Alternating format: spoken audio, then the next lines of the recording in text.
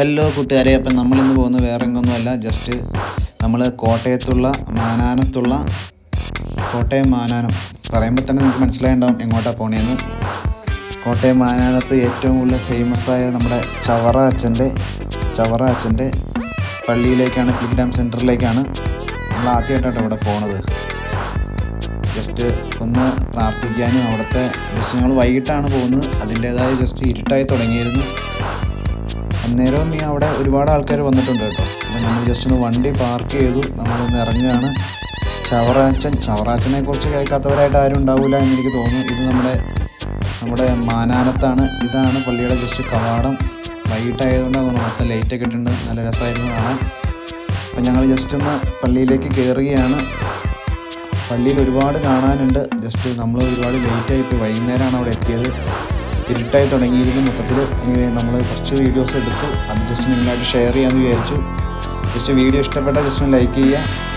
1831 just ഇത് CMI സന്യാസമൂഹത്തിൻ്റെ മാതൃഭവനമായ Mannanam ആശ്രമം സ്ഥാപിതമായത്.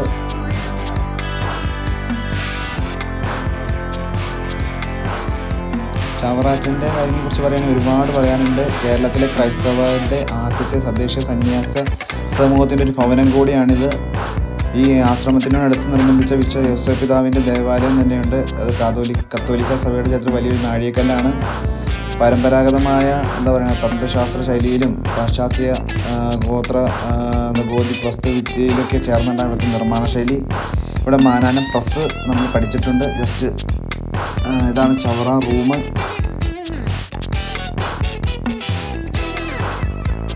എല്ലാം ഇവിടെ കറക്റ്റായിട്ട് എഴുതി വെച്ചിട്ടുണ്ട്. ചവറ പിതാവ് താമസിച്ച മുറി എന്നാണ് ചവറ റൂം. വളരെ ഇതിൻ്റെ അകത്തോട്ട് കയറുമ്പോൾ തന്നെ നമുക്ക് ഭയങ്കര ഒരു പോസിറ്റീവ് എനർജിയാണ് നമുക്ക് കിട്ടുന്നത്. ഞങ്ങളൊന്ന് കയറി. ഇവിടെ എല്ലാം അതിൻ്റെ ചവറാച്ചൻ്റെ എല്ലാ കാര്യങ്ങളും ജസ്റ്റ് വിശദീകരിച്ച് തന്നെ പോസ്റ്റ് ചെയ്തിട്ടുണ്ട്, ആർക്കും വായിച്ച് മനസ്സിലാക്കാം. അതുകൊണ്ടാണ് ഞാൻ കൂടുതൽ പറയാത്തത്. ജസ്റ്റ് വന്നു കഴിഞ്ഞാൽ നമുക്ക് ഇതിൻ്റെ ഫുൾ ഡീറ്റെയിൽസ്, ഇതിൻ്റെ നാഴികക്കല്ല്, ജീവിതത്തിലെ നാഴികക്കല്ല്, അദ്ദേഹത്തിൻ്റെ വിശുദ്ധ ചവറാച്ചൻ്റെ നാഴികക്കല്ലുകൾ, ഓരോരോ ചവറാച്ചൻ്റെ രചനകൾ ഒരുപാട് എഴുതിയിട്ടുള്ള ആളാണ്. അങ്ങനെ ഒരുപാട് കാര്യങ്ങൾ ഇതിൻ്റെ നമുക്ക് അറിയാൻ സാധിക്കും. പുള്ളി ചവറാച്ചൻ താമസിച്ച മുറിയാണത്. അങ്ങനെ ഞങ്ങൾ ജസ്റ്റ് ഇതാണ് ചവറാച്ചൻ്റെ നല്ലൊരു പിക്ചർ തന്നെ വെച്ചിട്ടുണ്ട്. കാണാൻ നല്ല ഭംഗിയാണ്. ജസ്റ്റ് നമുക്കൊന്ന് പ്രാർത്ഥിച്ചു നമ്മൾ കുറേ നേരം. ഇനി നമ്മളിനി പതുക്കെ പള്ളിയിലേക്ക് പ്രവേശിക്കാമെന്ന് വിചാരിച്ചു. പള്ളിയിൽ വൈകിട്ടാണെങ്കിലും ആളുകൾ ഒരുപാട് പേര് വന്നുകൊണ്ടിരുന്നു.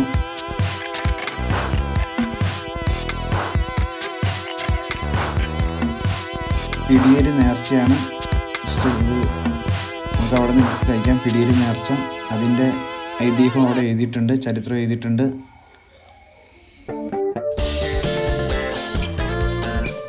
അങ്ങനെ ഞങ്ങൾ നേരെ പള്ളിയിലേക്ക് പ്രവേശിക്കുകയാണ്. വളരെ മനോഹരമായ ഒരു പള്ളി തന്നെയാണ് കേട്ടോ.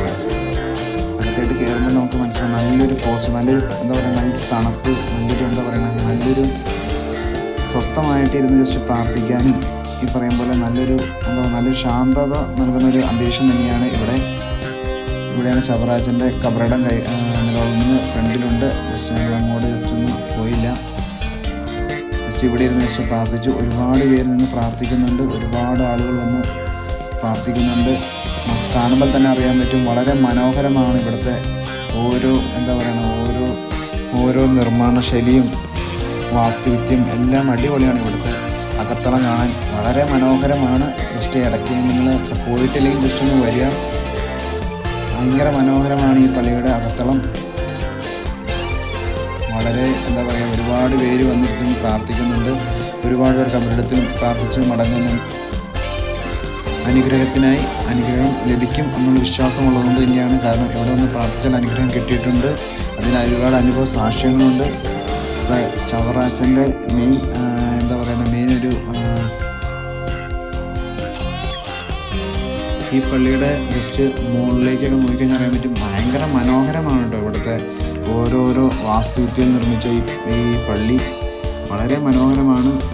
നല്ലൊരു ഇതാണ് നമ്മുടെ കബറിടം, നമ്മുടെ ചവറാച്ചൻ്റെ കബറിടം. ഒരുപാട് പേര് അവിടെ നിന്ന് പ്രാർത്ഥിക്കുന്നുണ്ട്, പ്രാർത്ഥന ചൊല്ലുന്നുണ്ട്.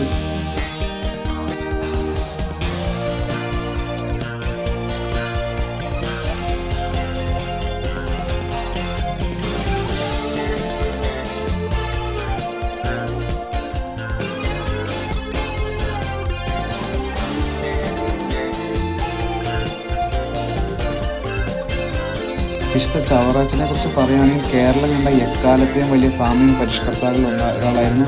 കർമ്മയോഗ്യമായ വിശുദ്ധ ചാവറാച്ചൻ്റെ ഭൗതിക ശരീരം അന്ത്യവിശ്രമം കൈക്കൊള്ളുന്ന പള്ളിയാണിത്. മാനാനം ചാപ്പലിലെ ഇതാണ് പ്രത്യേക തിരുശേഷി ചാപ്പലാണിത്. 1805 ഫെബ്രുവരി 10 കൈനഗിരിയിലാണ് അദ്ദേഹം ജനിച്ചത്. ജീവിതം മുഴുവൻ ദൈവത്തിനും സമൂഹത്തിനും വേണ്ടി ചെലവഴിച്ച ഒരു മഹത് വ്യക്തിയാണ് നമ്മുടെ ചാവറാച്ചൻ. ജാതിമത ഭേദമന്യേ എല്ലാവരുടെയും ഉന്നമനത്തിനായി, ഒരു ജാതി അങ്ങനത്തെ ജാതിയൊന്നും നോക്കാതെ എല്ലാവരുടെയും ഉന്നമനത്തിനായി അദ്ദേഹം പ്രവർത്തിച്ചിരുന്നു.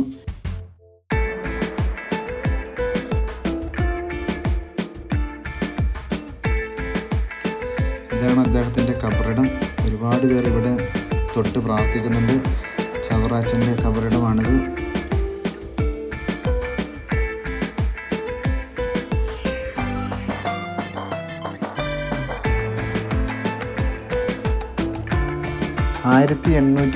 ജനുവരി 3 പൂന്തമാവിൽ വെച്ചാണ് അദ്ദേഹം നിര്യാതനായത്. പിന്നീട് 1881 അദ്ദേഹത്തിൻ്റെ ഭൗതിക ശരീരം വലിയ ജനക്കൂട്ടത്തിൻ്റെ അകമ്പടിയോടെയാണ് നമ്മുടെ കോട്ടയത്തുള്ള മാനാനം പള്ളിയിലേക്ക് മാറ്റി സ്ഥാപിച്ചത്. 2014 നവംബർ 21 ഫ്രാൻസിസ് മാർപ്പാപ്പ അദ്ദേഹത്തെ വിശുദ്ധനായി പ്രഖ്യാപിച്ചത്. ഇതാണ് മാനാനം പള്ളിയുടെ ചുറ്റുമുള്ള ഒരു പിക്ചറാണിത്. ആശ്രമത്തിൻ്റെയും എല്ലാം കാണാൻ മനോഹരമായ ദൃശ്യങ്ങളാണിത്. ഞങ്ങൾ എത്തിയപ്പോൾ ഇത്തിരി ലേറ്റായിപ്പോയി, ഇരുട്ടായിപ്പോയി. അതുകൊണ്ട് തന്നെ ഒരുപാട് ഫോട്ടോസും വീഡിയോസും എടുക്കാൻ സാധിച്ചില്ല. ആകെ ഒരു ഇരുട്ടായിരുന്നു. വൈകിട്ടാണ് ഞങ്ങൾ എത്തിയത്. എന്താ പറയുക, ചരിത്രപ്രസിദ്ധമായ നല്ലൊരു അന്തരീക്ഷവും പ്രാർത്ഥന നിർഭരമായ ഒരു നല്ലൊരു നിമിഷം തന്നെയാണ്. വിശുദ്ധ ചാവറാച്ചൻ അന്ത്യവിശ്രമം ചൊല്ലുന്ന ഒരു പുണ്യസ്ഥലം തന്നെയാണ് ഈ പള്ളി.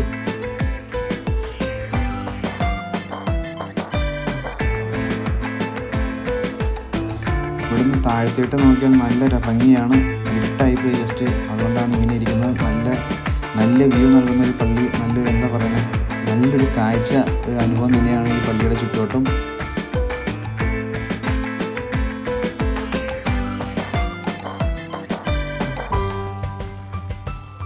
അങ്ങനെ ഞങ്ങൾ പതുക്കെ ഇറങ്ങുകയാണ്.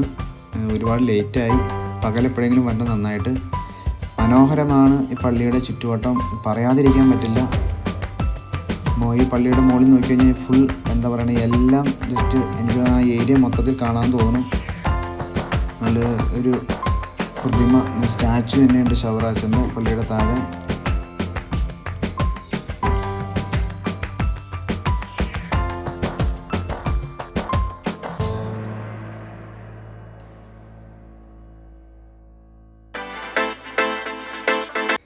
ഒരുപാട് പേരാണ് ഇവിടെ ചാവറാച്ചൻ്റെ അനുഗ്രഹം തേടി വരുന്നത്. ജാതിമത ഭേദമന്യേ എല്ലാവരും ഇവിടെ വരുന്നുണ്ട്. കോട്ടയം മാനാനത്താണ് ഈ പള്ളി സ്ഥിതി ചെയ്യുന്നത്. ആ വഴി പോകുമ്പോഴോ അല്ലെങ്കിൽ കോട്ടയം പോകുമ്പോഴോ ജസ്റ്റ് ഒന്ന് ഈ പള്ളി സന്ദർശിക്കുക. ഒരു നല്ലൊരു അനുഭവം തന്നെയായിരിക്കും എന്നൊരു 100% ഉറപ്പ് തന്നെയാണ്. ചാവറാച്ചൻ്റെ അനുഗ്രഹം കിട്ടി നമുക്ക് പ്രാർത്ഥിച്ച് മടങ്ങാം. വളരെ മനോഹരമാണ് ഈ പള്ളിയുടെ, പറയാതിരിക്കാൻ പറ്റില്ല. അങ്ങനെ ഞങ്ങൾ പതുക്കെ ഇറങ്ങുകയാണ്. അപ്പോൾ അങ്ങനെ ചാവറാച്ചൻ്റെ പള്ളിയോട് ഇവിടെ പറഞ്ഞ് ഞങ്ങൾ പോവുകയാണ്. ഓക്കെ, അപ്പോൾ മറ്റൊരു വീഡിയോയുമായി പിന്നെ കാണാം. വീഡിയോ ഇഷ്ടപ്പെട്ടാൽ ജസ്റ്റ് ലൈക്ക് ചെയ്യുക. Okay, by.